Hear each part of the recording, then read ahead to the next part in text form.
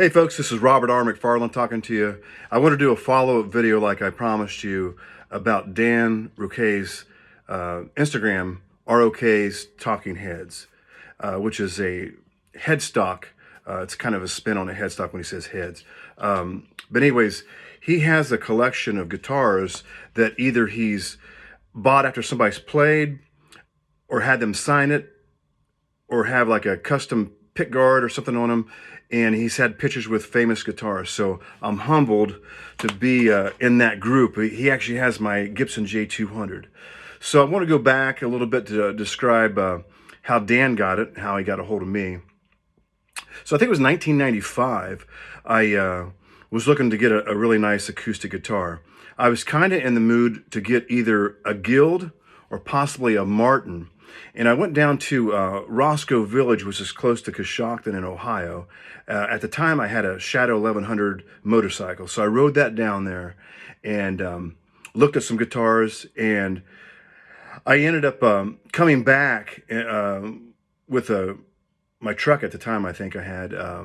Anyways, I had, so I could take it home. I didn't want to have it on a motorcycle, of course. Anyways, I played a bunch of guitars, probably played 15 to 20 guitars. The nice thing about that shop, which is, it's no longer open, but you can look it up online, Roscoe Village in Coshocton, Ohio. It was owned by two Martys. They wasn't married, they wasn't related. The guy's name was Marty and the lady's name was Marty. So if you said, hey, Marty, they both look at you. Super cool people. They basically said, go up in any room. I think they had like 5 or 6 rooms, maybe 10 rooms. Each room had like, acoustics, banjos, mandolins, dulcimers. I even have a picture of me playing like a sitar. They said, tell us what guitars you want. We'll bring them up. Take your time.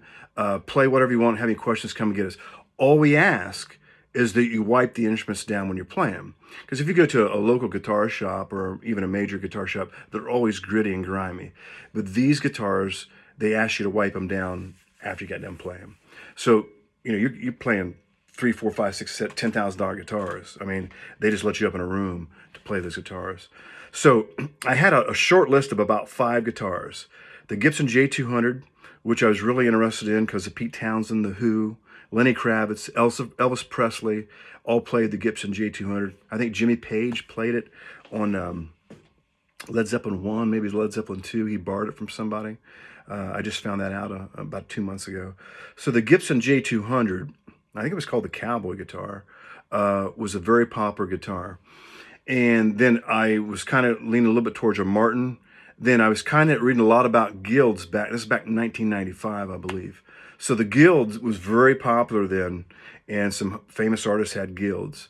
So sound-wise, I liked the Guild better because it was rosewood back and sides with a spruce top. Now, the J200 was flame maple back and sides with a spruce top. So it looked dynamite. The Martin, I've never really played too many Martins that I've actually liked, sound-wise and playing-wise. I don't know. It just didn't connect with me. So I was down to the Gibson and the Guild.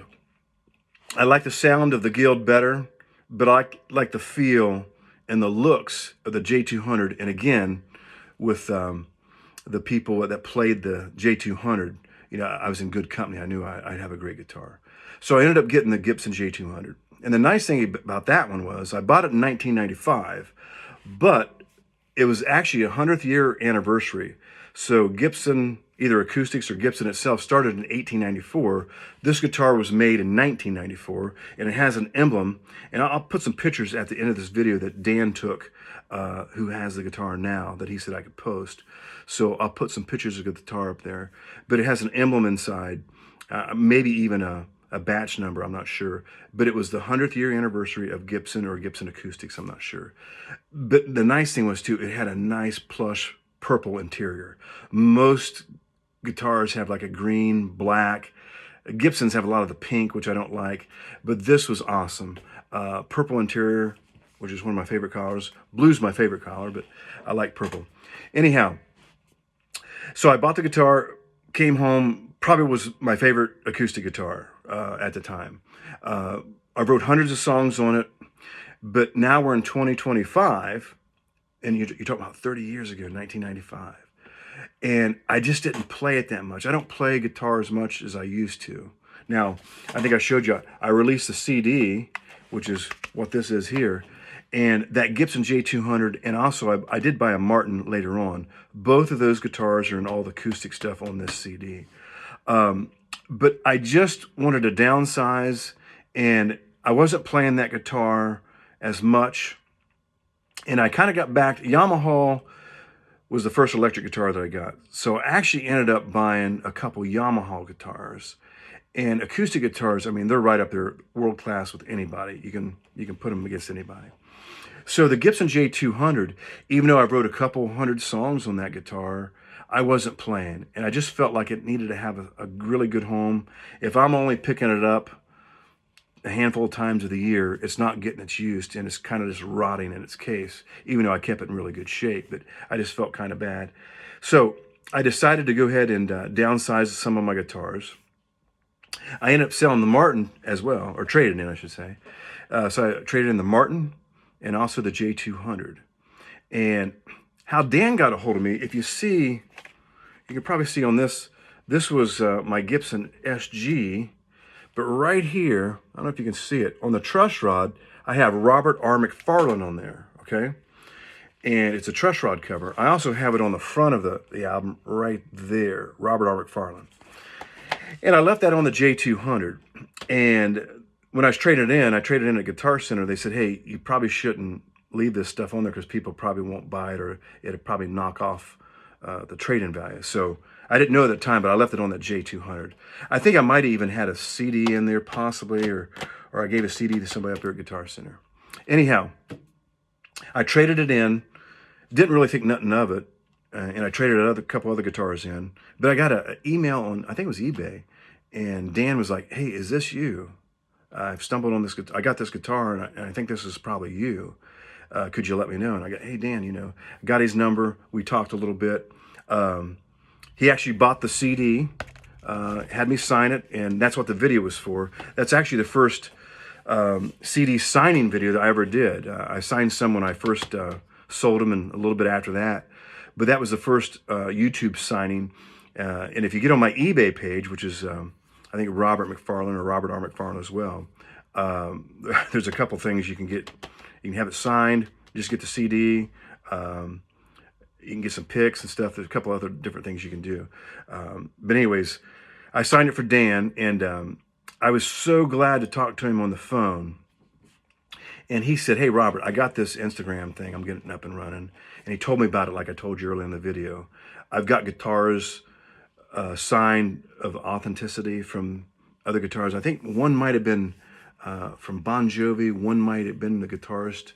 I think Mark Tremonti from Creed, I think, was another guitarist that he has. So I'm in good company with it. I don't have any authenticity, but he knows, it's my guitar.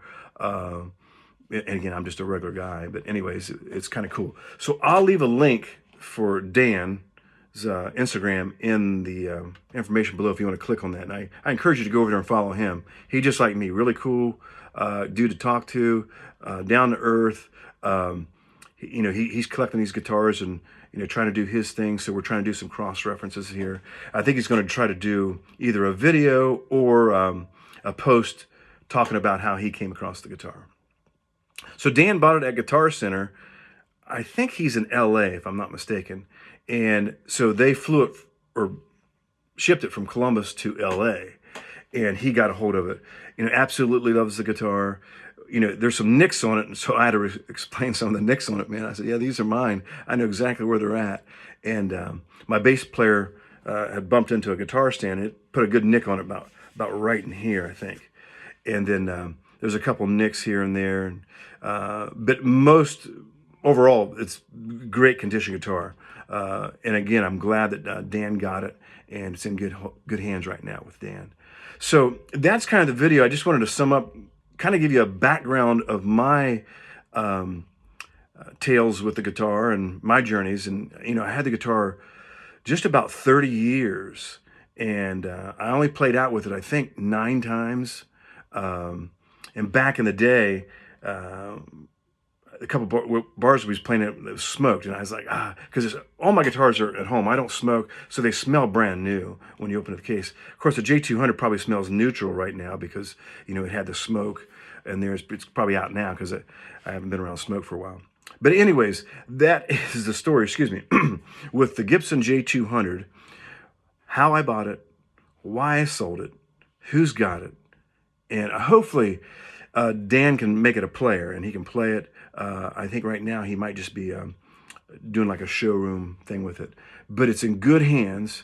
And I just wanted Dan, again, man, every acoustic track, I think that J200 is on the left-hand channel, and I think the Martin's on the right-hand channel. I recorded them separate, but they're split. So all the acoustic stuff is on that J200 or that Martin on that album. And one great song, if you want to listen to, Dan, is Pete's song. Also, my dog's name is Rusty, but Pete's song's definitely split. I also have my banjo in there, and I played mandolin on that too. And that's just an acoustic piece. It's really cool about my grandmother. But anyways, that is the video, the story behind the J200. And I hope you enjoyed it.